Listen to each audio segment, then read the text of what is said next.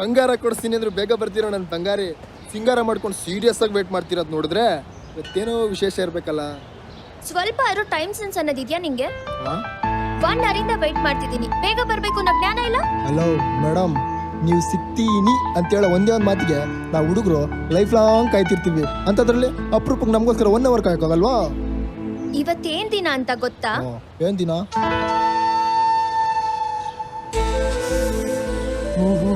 ಇವತ್ತು ಕೃಷ್ಣ ಜನ್ಮಾಷ್ಟಮಿ ಅಲ್ವಾ? ನಿನ್ ಫೇವ್ರೆಟ್ ಕಲಾವಿದ ಅಲ್ವಾ ಕೃಷ್ಣ? ಹಂಗಿದ್ರೆ ಬಿಡು, ಬರ್ತಡೇ ದಿನ ರಾಧೆ ಕೃಷ್ಣನಿಗೋಸ್ಕರ ಕಾಯೋದ್ರಲ್ಲಿ ತಪ್ಪೇ ಇಲ್ಲ. ಬಾಯ್ ಮುಚ್ಚು. ಪ್ರತಿ ವರ್ಷ ಮಿಸ್ ಮಾಡ್ದಂಗೆ ನಾನೇ ಹೋಗಿ ಫಸ್ಟ್ ಪೂಜೆ ಮಾಡಿಸ್ತಿದ್ದೆ. ಈ ಸಲ ನಿನ್ ಜೊತೆ ಮಾಡ್ಸೋಣ ಅಂತ ವೇಟ್ ಮಾಡಿದ್ರೆ ಅಂತೂ ಕೈ ಕೊಟ್ಟಲ್ಲ. ಅಲ್ಲ, ನೀವು ಹುಡುಗಿರು ಯಾರ್ಯಾರ ಮೇಲೆ ಯಾವಾಗ ಹೆಂಗೆ ಸೆಂಟಿಮೆಂಟ್ ಇಟ್ಕೋತೀರಾ ಅಂತ ನನ್ಗೆ ಹೆಂಗೆ ಗೊತ್ತಾಗಬೇಕು?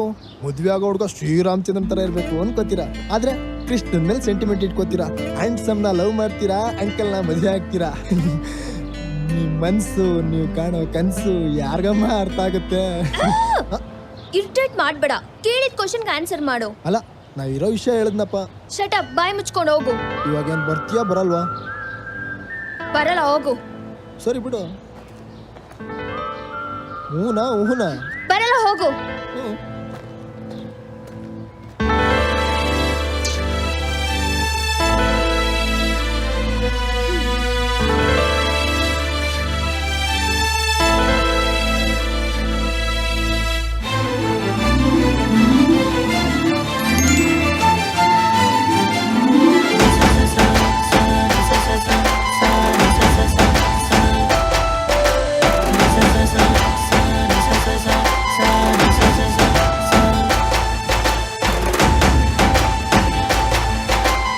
ಕೃಷ್ಣನ ಆರಾಧಿಸೋ ನನ್ನ ಮನ್ಸಿಗೆ ಅವತ್ತೊಂದು ಕೃಷ್ಣನ್ ಥರನೇ ಕಾಣಿಸ್ಬಿಟ್ಟ.